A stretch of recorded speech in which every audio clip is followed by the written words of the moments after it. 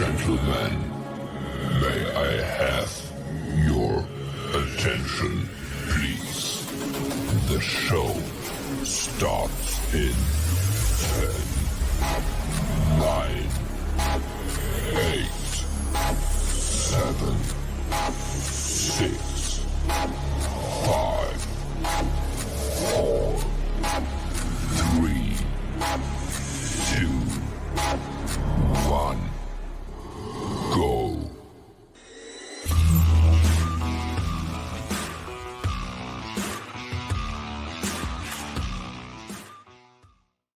Good afternoon. Welcome to another edition of The Right Fit. I'm your host, Darryl Jacobs. Join me every Friday at noon Eastern Time with decision makers from collegiate athletics and professional sports. But joining me today is Executive Director for the Minority Opportunity Athletic Association. Please welcome to The Right Fit, Mr. Stan Johnson. Hello, Darryl. How you doing? How you doing, man? I know. Thank you for taking the time. I know you're just coming off vacation. You sound a little tired, but thank you for taking the time. I thought it was very important to have you on to talk about some of the things that's basically happening with minorities and African Americans as far as employment and collegiate athletics. But before we get started with the Q&A, talk about your journey into collegiate athletics. I took an orthodox way into athletics. Of course, I played athletics in high school and in college, but when I left college, I actually went to work for International Harvesting Company in the trucking industry, and got involved with them, and then spent about 7 years there, and then went to an organization called Inroads, which was a career development organization, which was really where my passion was. How do we help develop people in this process? So spent 11 years there, including being the executive director of the Inroads here in Kansas City. And the NCAA was here in Kansas City, and they were looking for someone who could develop their internship programs, their scholarship programs, work with minorities and women's issues across the country. And so they hired me away from Inroads to actually come to the NCAA, and I developed the NCAA's internship programs from start, the scholarship programs, and some of the leadership programs that we have today, that they have today. And that was my journey into athletics and beginning into athletics. In 2000, they left Kansas City and moved to Indianapolis. Well, I didn't go, started my own firm because one of the areas that I was in charge of at the NCAA was diversity, equity, inclusion. And so developed that as a model for me to work in that area. So I've been working for the past 22 years in that area, that space of DEI, and actually in the area of how do we develop people and how do we help each other around this area of diversity. Along that same line, at that same time in 2000, that's when we founded the MOAA. 6 of us got together at a NCAA convention, and MOAA was founded at that time, one of the founding members of MOAA, the 6. And so that was my journey to get there. I never was an athletics director. I never was a coach. I coached Little League, and my wife told me I had to stop because I didn't have the patience for it. I would yell at the kids. That's what that was true. So I got out of that. But I did find my passion for working with people. And that's what I do now, is work with people. How do I help people be successful in this process? Well, so what is MOAA? We have a lot of people that watch this podcast and listen to this podcast, and particularly coaches of color. Explain to them what MOAA is and its purpose. MOAA is the Minority Opportunities Athletic Association. And as I said, we were founded in 2000. At that time, there was an organization called the Black Coaches Association. And they were primarily looking at how do they enhance opportunities for coaches in the field of athletics, especially in intercollegiate athletics. There was nothing for minority administrators in athletics. So we founded the MOAA to assist minority administrators and to enhance opportunities for minorities in the administrative side, but also to advocate for increased participation at all levels whether you're on the field or off the field, and to also promote generating a sports culture that supports the value necessary to teach and learn respect for self and others. And so that was MOAA's founding. We were founded with 6 of us, and then about 25 individuals helped support the organization financially to get it started. We floundered along for about 5 years really, until we struck a partnership with NACDA. And we're one of the affiliates under the NACDA umbrella. We partnered with NACDA. We've now grown from that about 150 members to have over 1,100 members from all fields in athletics. And people have to understand that when we talk about the administration of athletics, we're not just talking about being in that upper senior level. A academic advisor administers athletics. A coach administers athletics. So they're in the business of administering athletics. And that's what we're in the business of, helping individuals be able to be successful. We see there's about 5 different levels in this field.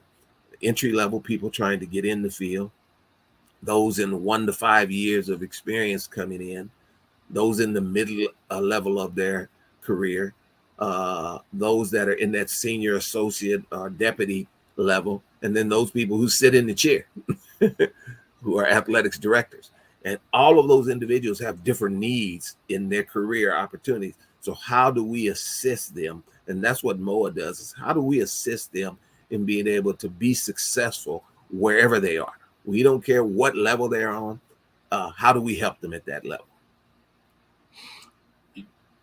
Your role as the ED, executive director, talk about what that looks like, and talk about why they thought you were the right fit, because since the show is the right fit, I'm interested to hear your answer why you were selected. You have done a fantastic job. I mean, when you talk of MOAA, the first thing people say Stan Johnson. So that speaks volumes for the job you have done and the work you have done with MOAA. Well, it was very interesting. I got the role because, as I said, I was not leaving to go to Indianapolis with the NCAA. And the 6 individuals that were helped founded this organization were working in athletics. They said, "You're not working, you're going to be the executive director." That's really how it kind of happened. But I think they also saw that my skills is in the area of developing. I've developed nonprofit organizations at different levels. I worked in for-profit organizations. So my background in managing an organization was there. And so I took that as an opportunity to be able to do something that would lead us into the future and work through. My role basically is to guide the organization not to do everything. Now, early on in my career, it was to do everything. But we have grown to a point now where our board of directors, we have 17 members of board that make up all different levels of the NCAA Division 1, 2, and 3. We have NAIA members and NJCAA members. So we are across the board spectrum from different levels within athletics. And they primarily run the organization. The board sets a broad-based policy, and then the members of the association guide and direct us to the things that they need. And so my job is to help the board and the committees that we formed and all of the things that we do to be there to help that day-to-day operations and run those things day to day. Talk a little bit about some of the job opportunities that come before you at MOAA. You mentioned the relationship, strategic partnership with NACDA. Talk about how those job opportunities, how are you approached in regards to the recruitment of minority administrators, and particularly I want coaches of color and anybody else that watches and listens to the show to hear this, because a lot of coaches are going to be transitioning, getting out of coaching, want to go into athletic administration, and we'll talk about how they can join MOAA at the end of the program. But talk about how those opportunities are brought to you, how important it is that MOAA is in place now. Well, I'm going to say back in the day, that's the way it used to be. and a coach became an administrator and began to lead the organization. Nowadays, you have to transition into that process, so it's a little bit different. It was automatic that you were a coach and you coached the head basketball coach and the AD at the same time in some cases. But as athletics grew and became so, intercollegiate athletics became so powerful in this country, those roles change. And now you have to really have a sense of knowledge about this field of management and business. Athletics, we like to be on two sides of the fence. One, we're this academic side, educational side, and the other, we're this business side. And both of them are mixing together. So you have to have the abilities to work on both sides now. Can't just work on one side. And so when we're talking about job opportunities, there's so many different job opportunities. There is not a job that you can think of or a profession that you can think of that we don't typically use in athletics. We use counselors for students. We use academic advisors, educational people. We use marketing people. We use development directors for fundraising. We use sports information directors for communications. We use even technical people in this process for all of the technical stuff that we have to do now. Engineers to develop equipment, develop playing surfaces and fields and arenas. There's not a field in sports that you can think of that we don't use managing those facilities. Of course, we use lawyers because we're always being sued for some reason or another. There's just so many different fields that a young person can come into. There's accounting, business managers, all of the things that we do. There's a lot of different job opportunities for people based on the skills that you have and based on the knowledge and background that you have of being able to maneuver this into this field. People are looking for talent. If you understand athletics, that's a plus for you. So a coach having to understand, and one of the things I say to coaches is that you manage. You have to manage budgets. You have to manage students. You have to manage schedules. You have to manage and develop systems and things. You have those skills, and those are the things that you have to be able to sell that are transferable skills when you want to go into administration. The same things. We do the same things. We manage budgets. We manage people. We do the same thing. And so I think what coaches have to look at if they're really looking at transitioning into the field is, what are my transferable skills? And that's what I have to be able to sell.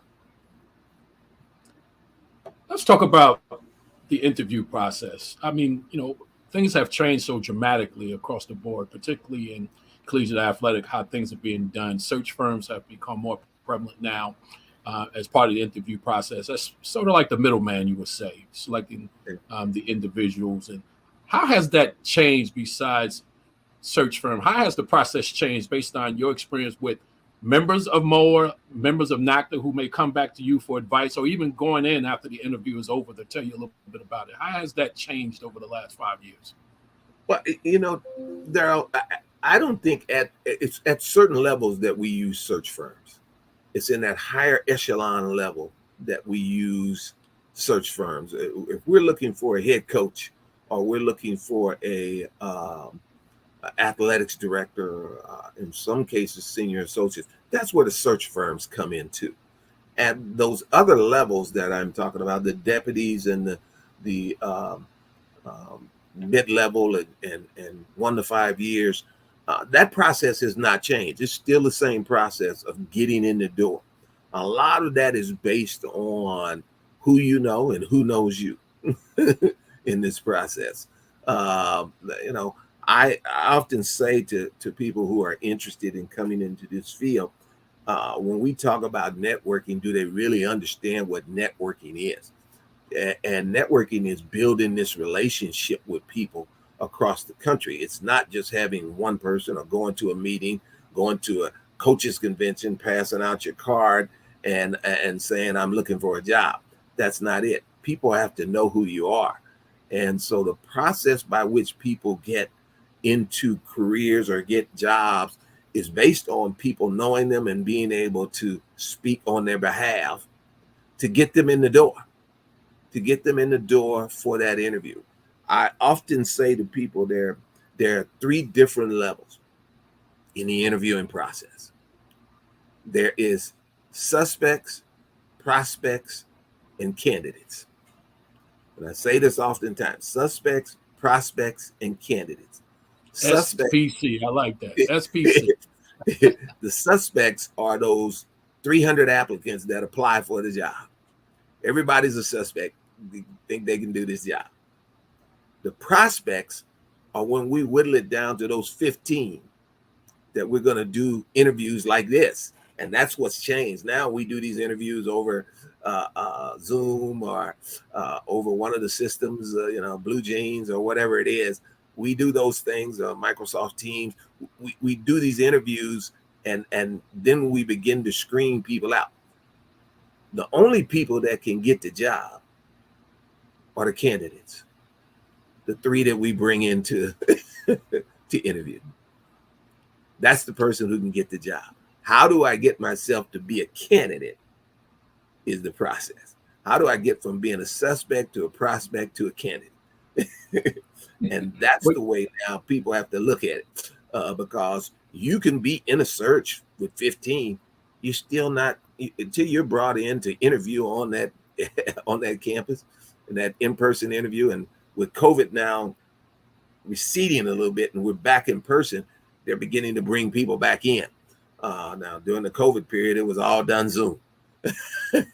Which is, if you're a candidate, it's easier to do a Zoom interview because you can have everything taped around your room and be able to have those cheat notes. You can look. Hey, I look at paper all the time when I'm on these calls, and that's a part of what you have to do, right. Because you got those notes in front of you. But when you're in person and a candidate, now that's the real thing.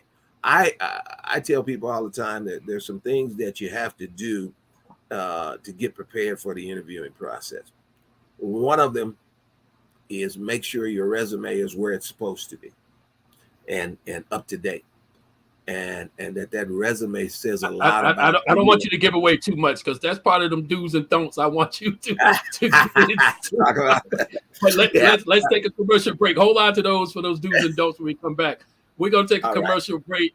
You're watching The Right Fit here on Rising Coaching Network. The Right Fit podcast is brought to you by Rising Coaches Search and Consulting. Tired of spending what seems like all of your time and budget filling coaching vacancies? Let Rising Coaches Search and Consulting handle your next coaching search. Our process is simple. We identify, vet, and recruit a talented and diverse group of professionals that fits your institution's profile, all for a low price that we guarantee will beat our competitions. Plus, all of your searches will be handled by former coaches, meaning we will get the best possible insight on all of your candidates, and you'll get the perspective that only a former coach could provide. For testimonials, a full client list, or more information, please visit risingcoaches.com. Welcome back to the Right Fit Podcast. I'm your host, Darryl Jacobs, and I'm with the Executive Director of MOAA, the Minority Opportunity Athletics Association, Mr. Stan Johnson. But before I so rudely interrupt you, because I didn't want you to give away all the goodies, let's talk about those do's and don'ts when interview, because I think you was getting ready to go in there. I really want you to touch upon that when you was talking about the resume. Give me at least 2 do's and 2 don'ts, and if you want to talk about that resume component, which I think is very important. Well, I was getting ready to say that for me, the resume is a snapshot of who you are. It's a picture, and that's the way I look at it. And it should have all the things there. If I was looking at this picture, that's who you are. The interview is a motion picture. That's when you get to put all of that into play. So I'm looking at this snapshot, and then I get this motion picture in person. And that's when I get to hear all of the things and all of the things that I need to think about. There are a number of different things when I do workshops around this area for individuals about career planning and development. But there's one thing I often talk about is the 312s. This is the basic 312s. And what I say is how you look at it when you walk into the room 12 feet away from that individual. So that individual is going to come out to greet you. And what do you look like? Are you ready? And in today's athletics world, a polo, this can be perfect. It could be what you can wear. But most people would look at a tie and a shirt and women dressed, and that's normal. The second 12 is how you look 12 inches away across that desk. And if that tie has a mustard stain on it, or if the fingernails are not polished well, if you're not matching, yeah, not matching, yeah, all of that becomes now a different story when I'm looking at you. And the third 12 is the first 12 things that come out of your mouth can make or break you in that interview process. And so I think the key comes up, how well are you prepared for the interview? And what I go back to is that the things that you have put on that resume are the things that you should be able to talk about. Because when I leave this interview and he or she interviews 2 other people, when they come back, they're going to set those 3 resumes down in front of them and try to remember, what did they talk about? Because it's hard to take notes and write and do all of this stuff. But if I talked about all of these things and they're on my resume and I talked about them on my resume, then that's the perfect thing for me. Now, here's what I say about the resume. Does that resume talk about what you have done, but also what you have accomplished? The outcomes. Those outcomes. Yeah, the outcomes. Yeah. And so when I look at a resume, I want to see that, yes, I've been assistant athletics director, but as a part of being that assistant athletics director, I have moved the GPA level for my kids from 2.5 to 3.0. Guess what? I want you to come and do that for me here. So if I'm looking at that resume, are you being able to sell the outcomes of what you've done? You can go in and talk about all the things that you've done, but, and I say this to people all the time, you can say that I ran a program that did X, Y, Z, but did you graduate those students? Did those students go on to be successful? Are they giving back? Talk about the outcomes that you have. That's the do's that you want to do, because people want, that's what I want to come, that's who I want to come work for me.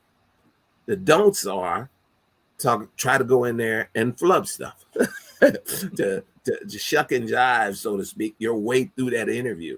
Answer the questions. If you don't know the question, don't have a right answer for that question, say, that's an interesting question. I got to give some thought to that to get to that, but I can't answer it. I'm just thinking of giving you the right things for that answer. I don't try to shuck and jive through the process, because I think people do that. People will know. Because here's the thing about most of this interviewing process. They're bringing 3 people in. They've already picked up the phone and called people.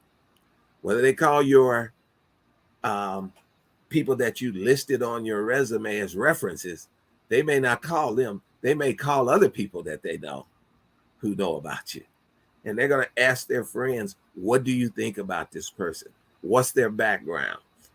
Before they bring you in. And so they know a lot about you. They've done their homework too. And if they haven't done their homework, then, that's not a good process for you. They should know. Well, maybe that's not the place you want to work as well. Yeah. You're interviewing them as well. Yeah. Absolutely.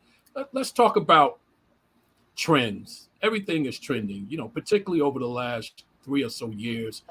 There's so many things happening, as you see in the NCAA. You got the NIL, you got the portal.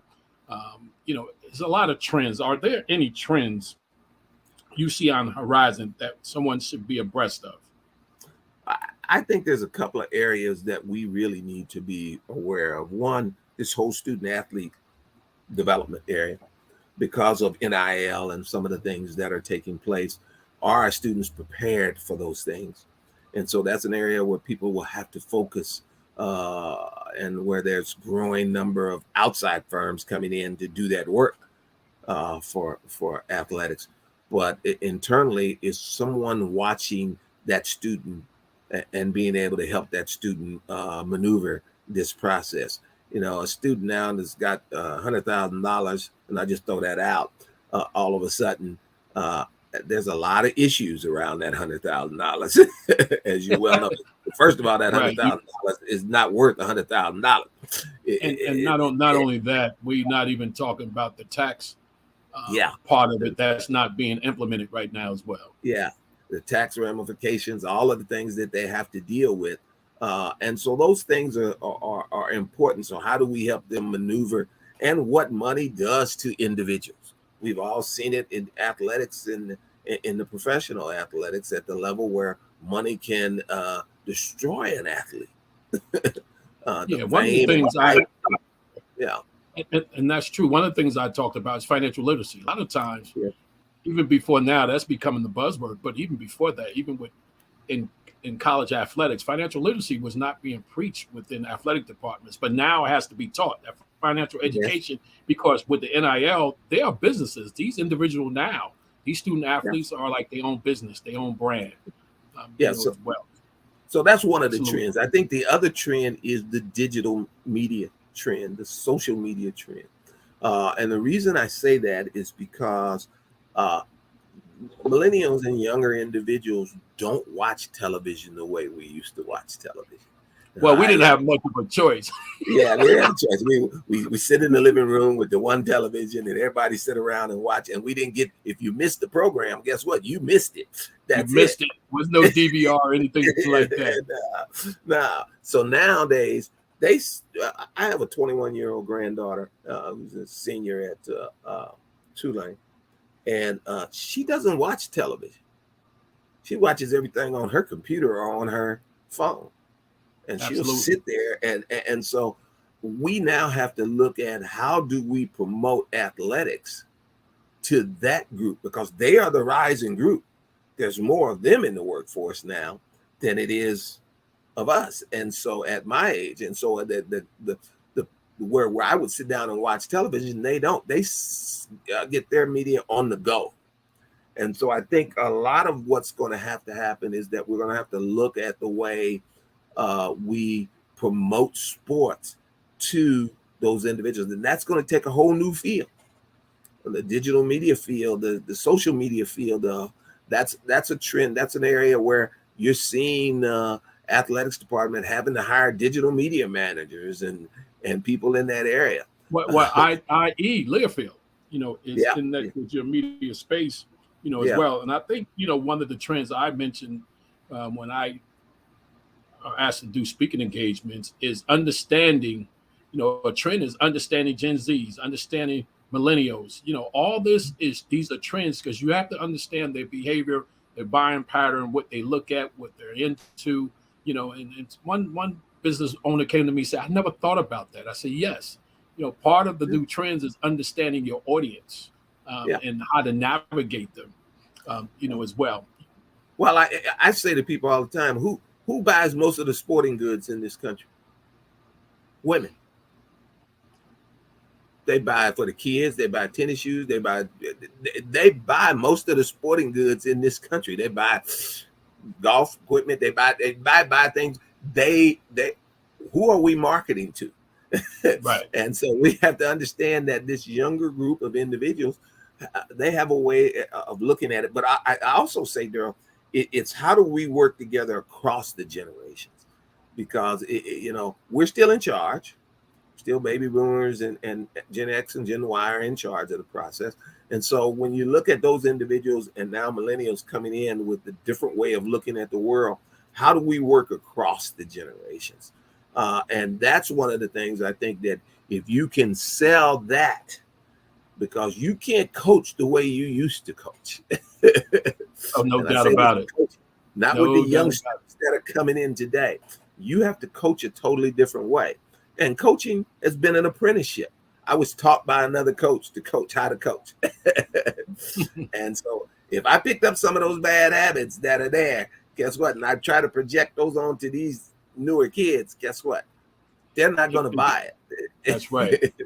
So you have to now be able to coach in a different way and understand that. So selling that ability is one of the best things that you can sell as an individual. How you have been able to work with younger people in this process. Talk about those things, because that's what you're going to be doing. What we talked about a little bit, we hit upon job opportunities, and we mentioned some things, and I want you to talk about some of those job opportunities being on the horizon. We didn't mention mental health, which is very huge now. A lot of athletic departments are bringing on mental health experts. Talk about some of those opportunities that might be on the horizon, whether it's collegiate athletics or even the professional sports, based on what you've seen over the past 2 years. Well, I think we've all seen that we have to do more to develop. If we're going to use this business model, and I say that, this business model of athletics, then what is the product? It's our students, our student athletes. They are the products. And if they are the products, then how are we developing a good product? Any corporation that's going to sell something to anybody has to develop a good product. And if our product is having mental health issues, if our product is not being able to deal with the financial management that they have to deal with, and the stress of all of the things that are going on, if they're having to deal with relationships, if they're having to deal with, you have to be able to develop that product. And if you develop that, that's the way I look at it. What do you do to help that product be successful? And so there are a number of different opportunities, which a lot of professionals that are not necessarily in the day-to-day coaching of students on the field, but the background that goes into their whole life that we use. Most people see a coach, they see a referee, they see a sports announcer on television. They don't see all of the background that goes into developing that individual, the academic counselors, and those individuals, the sports information people that have to communicate what these students are doing, the development directors that have to go out and raise funds to keep the scholarships and all of that going and keep these multi-billion-dollar industries. People think that it's all built on the ticket sales. No, it's more than just the ticket sales, And so all of those kinds of things, the business management of it, those, having somebody to financially now take care of this multi-billion-dollar industry is a different story. So I think, like as I said, there's a lot of different professions that we have that are out there that if a person has a degree in management or a degree in finance or a degree in marketing, athletics can use you. And I think also one of the things I keep saying is that how do we keep bringing new people in and filling the pipeline rather than just shuffling people around from job to job to job? Recycling. I want right. to bring new people in. And because a lot of now the baby boomers are beginning to retire. Yes. They're beginning to say it's time for me to get out, and people are moving up. And so that pipeline has to be filled now. We have more jobs than we have people in this country. And athletics is the same way. And I do say this also. We have to be careful because corporations are coming into athletics and taking people out of athletics into corporations. And you know what? They've been doing that for a while. If even far back when I was coming out of college, they're looking for someone with an athletic background because they feel those characteristics make you a good team player, you're coachable, all those things. And even more so now, they're still doing the same thing. So that's a very good point. And the thing that's a little bit different is don't come, and this is one of the things I'm going to say about this field. Don't come in this field think you're going to work from 8 to 5 and go home. That's not it. That's not athletics. That's corporate America in some cases. Until you get in the upper echelon of corporate America, and there's no 8 to 5 either. But when you get in working your way through the process, that 8 to 5, you can go home. You got your weekends. You can go do what That's not, if you coming into athletics, be prepared to spend some long hours and not be paid a lot coming in. That's this field. And then when you move up the ladder, as you move up the ladder, you will reap the benefits of all of those things that go along with that. So that's a very good point, and I'm glad you kind of ended, with that as well. But my last question is something I like to ask my guests. It's called word association. I say a person, place, or thing. You say the first thing come to your mind. If you care to elaborate on it, you can. So, Kansas City, Missouri. my hometown, born and raised here. Great town. Just big enough, but just small enough. NCAA. An organization that is changing. Where it's going to end up, we don't know yet. But we have to change the model of athletics, the way we look at it, and how do we do things to keep it as amateur athletics? That's one of the things that I'm most concerned about. Do we get away from it being amateur athletics? DE&I. Diversity, equity, and inclusion. One of the things I didn't say, you heard MOAA, the Minority Opportunities Athletic Association, but we're not just minority individuals in this association. This association is for everybody. Anybody that wants to promote a sports culture that supports the values, like I said, of teaching and respect for self and others. We have white individuals on our board, white individuals that serve on committees. So it's for everybody, Asian, Hispanic, Native American. This organization is wide open. So when you talk about diversity, LGBTQ, we have all of that inside of it. People have to stop thinking that diversity as just a race and gender. Now, we have to deal with race in this country. And that's another story that we'd have to take another segment on. How do we deal with race in this country? But DEI encompasses all of us. It's diversity, equity. You can have diversity and not have equity or inclusion. You can bring people in. That's diversity. But if you want to have equity and inclusion, you have to be able to do some things that creates an environment where everybody that you bring in can be successful. That's what DEI means for me. Yeah, I often tell people with DEI, of course, being with Rising Coaches, the executive director of DEI, I always often say it's not a task, it's a culture, which means it's you have to make it a culture. You have to be continuous with it and continue to talk about it. And finally, MOAA. MOAA, the premier organization, the oldest now minority serving organization in college athletics, and moving into other ranks as we begin to look at high school and the professional ranks. How do we assist across the board? We help coaches too. We're just not just minority administrators. Again, I said one of the things is that we advocate for increased participation across the board. And that's what MOA's job is to do. So look at it going further and further, growing, continue to grow, and to have a positive impact on certain aspects, not only the